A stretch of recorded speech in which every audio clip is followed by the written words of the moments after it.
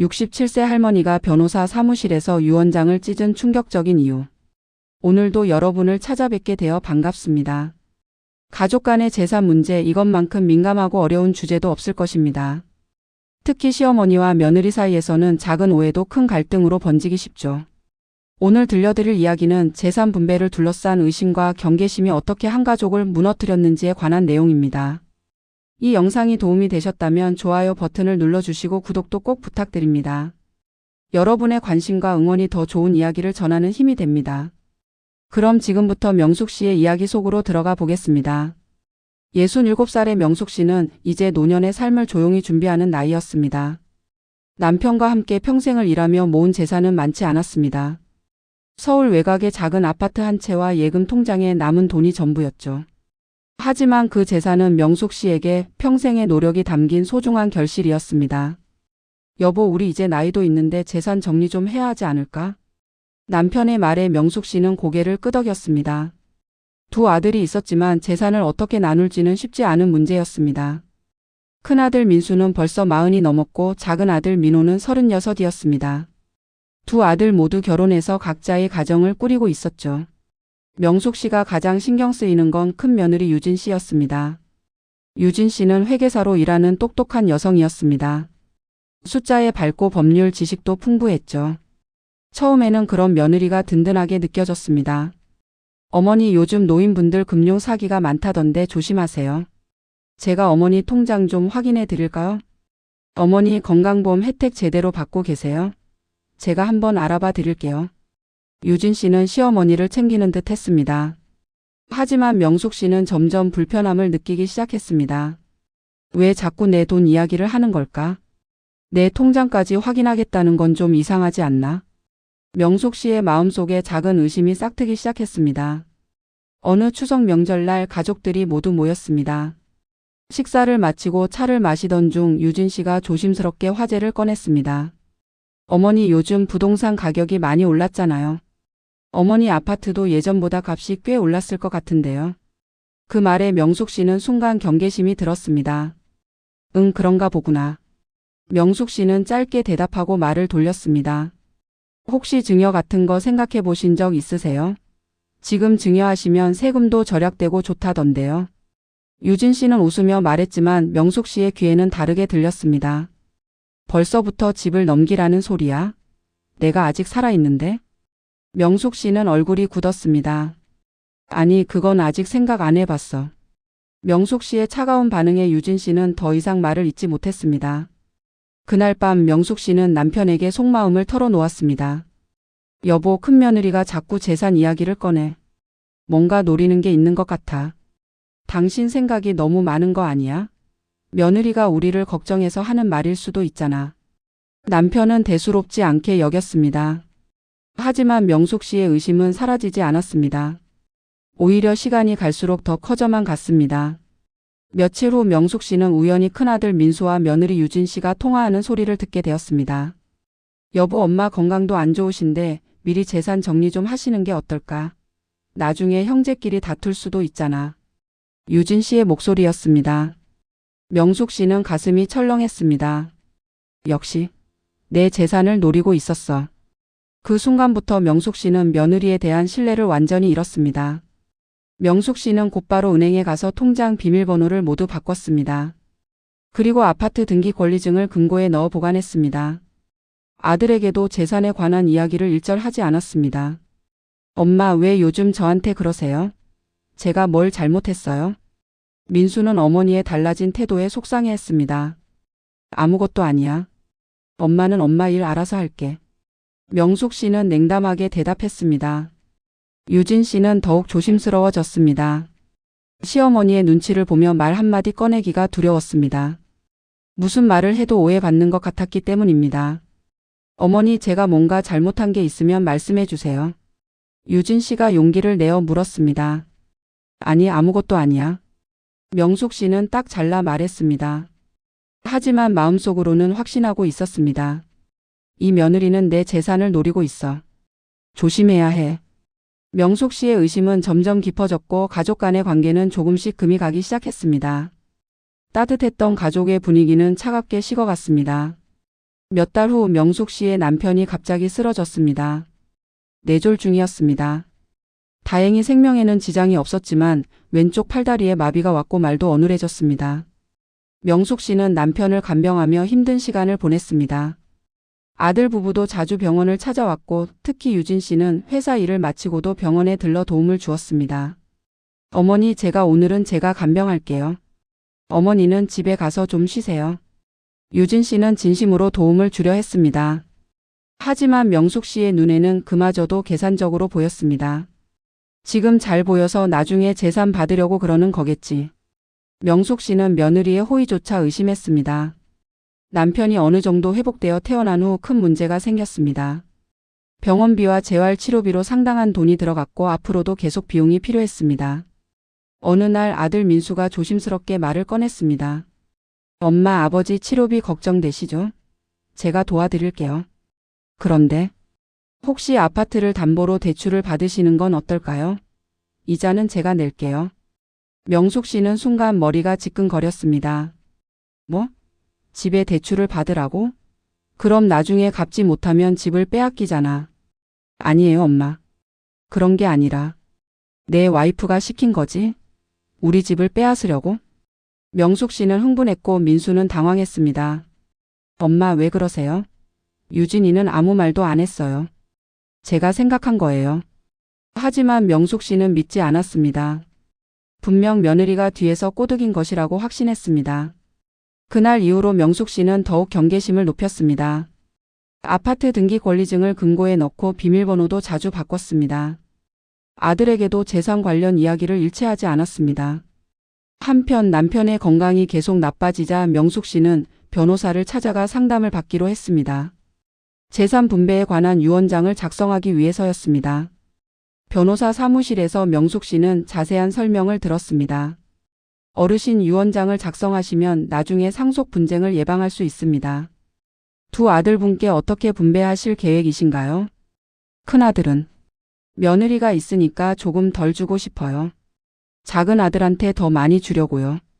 명숙 씨의 말에 변호사는 조심스럽게 설명했습니다. 법적으로는 자녀들에게 동등하게 상속하는 것이 일반적입니다. 물론 유언장으로 비율을 조정할 수는 있지만 나중에 분쟁의 소지가 될 수 있습니다. 그래도 전 그렇게 하고 싶어요. 명숙 씨는 고집을 부렸습니다. 유언장 작성을 위해 명숙 씨는 몇 가지 서류를 준비해야 했습니다. 부동산 등기부등본, 통장 사본, 그리고 가족관계 증명서 등이었습니다. 서류를 준비하던 중 유진 씨가 이 사실을 알게 되었습니다. 유진 씨는 시어머니를 찾아와 조심스럽게 말했습니다. 어머니, 유언장 작성하신다고 들었어요. 혹시 도움이 필요하시면 말씀하세요. 제가 법률 관련 일은 좀 아니까. 그 순간 명숙 씨의 얼굴이 굳었습니다. 내가 왜 참견이야? 내 일은 내가 알아서 해. 어머니, 그냥 도와드리려고. 필요 없어. 넌 나가. 명숙 씨는 며느리를 쫓아냈습니다. 유진 씨는 억울하고 서러운 마음에 눈물을 흘리며 집을 나섰습니다. 며칠 후 변호사 사무실에서 연락이 왔습니다. 유언장 초안이 완성되었으니 검토를 위해 방문해달라는 내용이었습니다. 명숙 씨는 서류를 받아들고 꼼꼼히 살펴보았습니다. 큰아들에게는 아파트의 30%, 작은 아들에게는 70%를 상속한다는 내용이었습니다. 이대로 서명하시면 법적 효력이 발생합니다. 신중하게 결정하세요. 변호사는 당부했지만 명숙 씨는 이미 마음을 굳힌 상태였습니다. 네, 이대로 할게요. 명숙 씨가 서명을 마치고 집에 돌아왔을 때 뜻밖에도 아들 부부가 집에 와 있었습니다. 둘은 심각한 표정으로 명숙 씨를 기다리고 있었습니다. 엄마, 얘기 좀 해요. 민수의 목소리는 단호했습니다. 무슨 일인데? 엄마가 유언장 작성하신 거 알아요. 그리고 저한테 적게 주려고 하신다는 것도요. 명숙 씨는 순간 당황했습니다. 어떻게 알았을까요? 그게 내 일은 아니잖아. 엄마, 왜 그러세요? 제가 뭘 잘못했어요? 유진이가 뭘 잘못했길래 이렇게 차별하시는 거예요? 민수는 억울한 마음을 토해냈습니다. 유진 씨도 눈물을 흘리며 말했습니다. 어머니, 제가 뭘 잘못했는지 말씀해 주세요. 제가 재산을 노렸나요? 전 그저 도와드리고 싶었을 뿐이에요. 명숙 씨는 입술을 깨물었습니다. 하지만 의심은 여전히 사라지지 않았습니다. 너희는 몰라. 내가 평생 모은 재산이야. 내 마음대로 할 거야. 엄마, 그래도 이건 너무하세요. 형제 사이를 갈라놓는 거잖아요. 민수는 실망한 표정으로 말했습니다. 내 재산이야. 내가 어떻게 하든 내가 상관할 바 아니야. 명숙 씨는 소리를 질렀고 아들 부부는 더 이상 말을 잇지 못하고 집을 나갔습니다. 그날 밤 명숙 씨는 혼자 앉아 생각에 잠겼습니다. 유언장을 작성했지만 마음이 편하지 않았습니다. 아들의 상처받은 표정이 자꾸 떠올랐습니다. 혹시 내가 너무 심하게 한 걸까?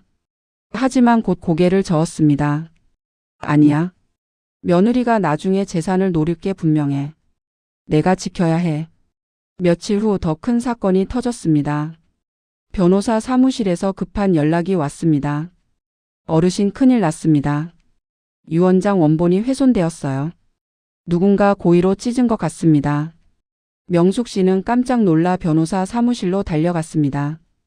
유언장은 여러 조각으로 찢겨 있었고 중요한 부분이 손상되어 있었습니다. 이건 누가 한 거예요? 저희 사무실은 보안이 철저합니다. 외부인이 들어올 수 없어요. CCTV를 확인해 본 결과 변호사는 조심스럽게 태블릿을 보여주었습니다. 화면에는 명숙 씨 자신이 서류를 찢는 모습이 찍혀 있었습니다. 이건 제가 아니에요. 명숙 씨는 부인했지만 영상은 명확했습니다. 사실 명숙 씨는 며칠 전 다시 사무실을 방문했었습니다. 유언장 내용을 수정하고 싶다는 생각이 들어서였죠. 하지만 변호사가 자리에 없었고 명숙 씨는 잠시 혼자 대기실에 있었습니다. 그때 명숙 씨는 책상 위에 놓인 서류 중 일부를 발견했습니다. 그것은 며느리 유진 씨가 변호사에게 보낸 문의 메일의 출력물이었습니다. 시어머니의 유언장 작성에 법적 문제가 없는지 확인하고 싶습니다. 그 순간 명숙 씨는 분노가 치밀었습니다. 역시 며느리가 내 재산을 노리고 있었어. 변호사한테까지 손을 쓰다니. 명숙 씨는 이성을 잃었습니다. 그리고 충동적으로 유언장을 찢어버렸습니다. 이렇게라도 막아야 해. 하지만 그 순간의 행동이 얼마나 큰 대가를 치르게 될지 명숙 씨는 미처 생각하지 못했습니다. 변호사는 심각한 표정으로 명숙 씨를 바라보았습니다. 어르신, 이건 매우 심각한 문제입니다. 법적 서류를 고의로 훼손한 것은 범죄 행위입니다. 하지만 그건 내 유언장이잖아요. 내 거니까 찢을 수도 있는 거 아니에요? 명숙 씨는 항변했습니다. 아닙니다. 일단 공증된 문서는 법적 효력을 가진 공공문서입니다. 이를 훼손하는 것은 공문서 손괴에 해당할 수 있습니다. 변호사의 설명에 명숙 씨는 얼굴이 창백해졌습니다. 게다가 어르신, 이 메일을 보세요. 변호사는 며느리 유진 씨가 보낸 메일의 전문을 보여주었습니다. 시어머니께서 유언장을 작성하신다고 들었습니다. 혹시 법적으로 문제가 되거나 나중에 분쟁의 소지가 있다면 미리 어머님께 알려드리고 싶습니다. 저는 재산에 관심이 없습니다. 다만 어머님께서 실수하시지 않도록 도와드리고 싶을 뿐입니다. 명숙 씨는 그 글을 읽고 충격을 받았습니다. 며느리는 재산을 노린 것이 아니었습니다. 오히려 시어머니를 걱정하는 마음에서 변호사에게 문의한 것이었습니다. 어르신, 며느리분은 어르신을 속이려 한 게 아닙니다. 오히려 도우려고 했어요. 변호사의 말에 명숙 씨는 무너지는 기분이었습니다. 내가 오해한 거였어? 하지만 이미 상황은 걷잡을 수 없이 흘러가고 있었습니다. 어르신, 유언장이 훼손되었으니 새로 작성해야 합니다. 하지만 이 사건은 제가 신고할 의무가 있습니다. 신고요? 무슨 신고요? 법적 서류 훼손은 범죄입니다. 저는 변호사로서 이를 당국에 보고해야 합니다. 명숙 씨는 그 자리에서 주저앉을 것 같았습니다. 며칠 후 정말로 경찰에서 연락이 왔습니다. 조사를 받으러 오라는 통보였습니다. 명숙 씨는 아들에게 전화를 걸었습니다. 민수야, 엄마가 큰일을 저질렀어.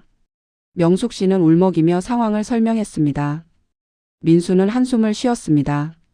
엄마, 제가 같이 갈게요. 경찰서에서 명숙 씨는 조사를 받았습니다. CCTV 영상이 명확했기 때문에 부인할 수도 없었습니다. 왜 서류를 훼손하셨습니까? 그게 며느리가 내 재산을 노리는 줄 알았어요. 그래서 화가 나서. 명숙 씨는 떨리는 목소리로 대답했습니다. 하지만 며느리분은 어떠한 불법 행위도 하지 않았습니다. 오히려 어르신을 도우려고 했다는 증거가 있습니다.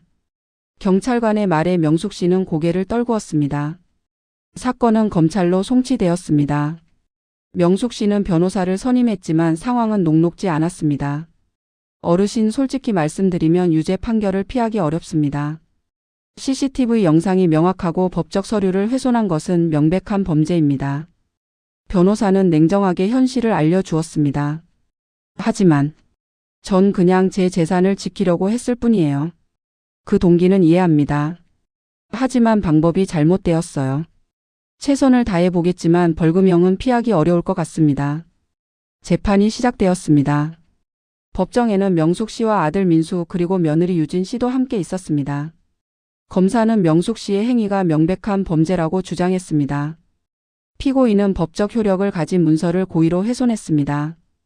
이는 법률 체계에 대한 도전이며 엄중히 처벌되어야 합니다. 명숙 씨의 변호사는 정상 참작을 호소했습니다. 피고인은 오랜 시간 노력해서 모은 재산을 지키고 싶었을 뿐입니다. 며느리에 대한 오해가 있었지만 악의적인 의도는 없었습니다. 재판장은 두 사람의 말을 듣고 심각한 표정으로 판결을 내렸습니다. 피고인에게 벌금 200만 원을 선고합니다. 다만 피고인의 나이와 상황을 고려하여 집행유예 1년을 함께 선고합니다. 명숙 씨는 벌금형과 집행유예를 받았습니다. 법적으로는 가벼운 처벌이었지만 명숙 씨에게는 너무나 큰 상처였습니다. 재판이 끝난 후 명숙 씨는 며느리 유진 씨에게 다가갔습니다. 유진아, 미안해. 정말 미안해. 명숙 씨는 눈물을 흘리며 사죄했습니다.